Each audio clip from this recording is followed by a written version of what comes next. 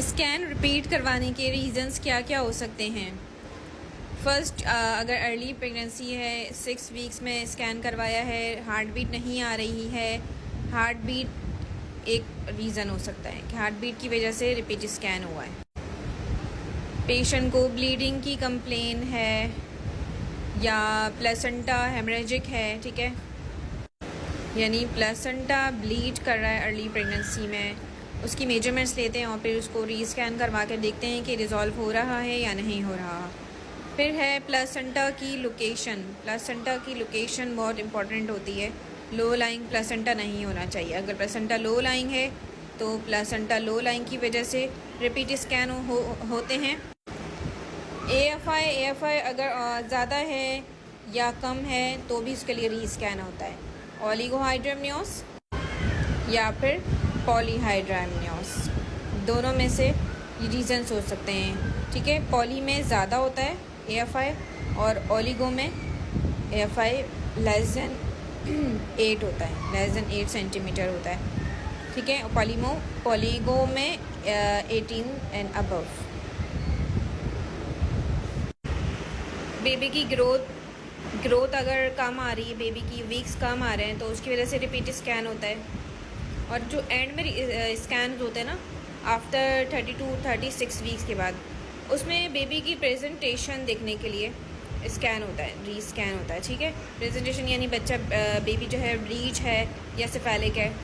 फिर आ जाता है पेरीसाइक ब्लीडिंग, ठीक है। पेरीसाइक ब्लीडिंग जो है ये वेरी अर्ली ये डायग्नोसिस होती है, ठीक है।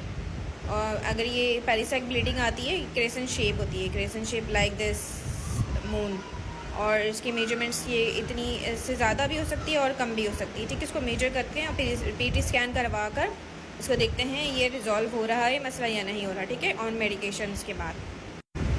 फिर आ जाता है सर्वाइकल, जिनकी शॉर्ट होती है। सर्वाइकल शॉर्ट की वजह से भी रीस्कैन होता है, ठीक है। नॉर्मल लिमिट्स मैंने पहले भी बताई हुई हैं। नॉर्मल लिमिट्स होती हैं 3 to 5 centimetre in pregnancy.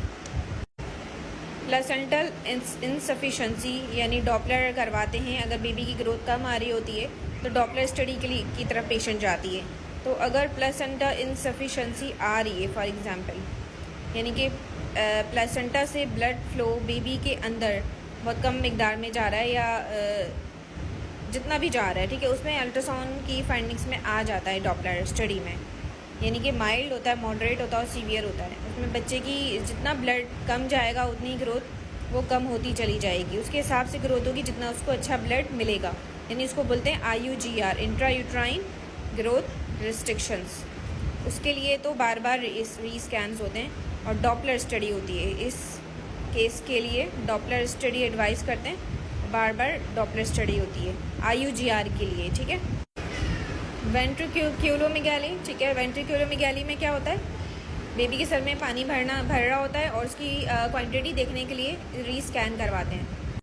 Scar thickness, ठीक है, जिनके प्रीवियस स्कार यानी कि अल्ट्रासाउंड सीजर्स हुए हुए होते हैं, प्रीवियस 2-3 सीजर्स हुए हुए होते हैं, उनका स्कार थिकनेस आफ्टर 32 वीक्स देखा जाता है, 36 तक, ठीक है। ब्लैडर फिल करवा कर ये रीस्कैन किया जाता है।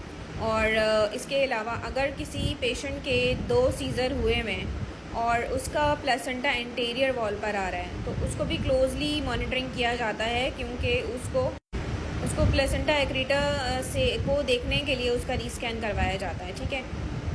एक्रीटा मीन्स के प्लेसेंटा जो होता है वो यूट्राइन वॉल से अटैच होना स्टार्ट हो जाता है, वो डॉपलर स्टडी पे देखा जाता है, उसकी डॉपलर स्टडी होती है।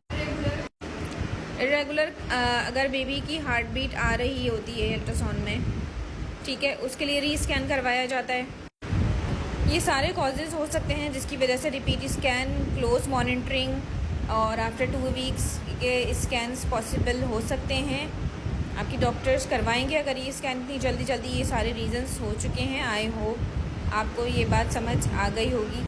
अच्छा, अगर किसी फीटस में कोई एनॉमली आ रही हो तो उसको भी रीस्कैन्स करवाते हैं, लेकिन WHO के प्रोटोकॉल के हिसाब से 2 स्कैन्स नॉर्मल कंसिडर करते हैं, यानी कि फ़र्स्ट स्कैन जिस पर पेशेंट रजिस्टर्ड होती है और second scan growth scan 32 weeks पर। अगर ये सारी चीज़ें पेशेंट्स के बच्चे में नहीं नज़र आ रही तो नॉर्मल सिनेरियो जा रहा है सब, तो 2 ही स्कैन होंगे, ज़्यादा से ज़्यादा तीसरा स्कैन हो जाएगा। ये सारी जो फाइंडिंग्स हैं वो हाई रिस्क प्रेगनेंसी में जाती हैं, ठीक है। कोई प्रेशस प्रेगनेंसी हो गई या स्टिल बर्थ हो गया, पेशेंट के बच्चे पैदा होने के बाद मर जाते हैं, ड्यूरिंग लेबर में मर जाते हैं, जिसको हम बैड्स ऑब्स हिस्ट्री कहते हैं। उसमें बार बार बेबी को देखा जाता है कि बेबी सही है या नहीं है, या एंड में रीस्कैन बार बार करवाए जाते हैं। इसके बिहाफ पर decide delivery of mode decide करना होता है कि बेबी को कब डिलीवर करवाना है।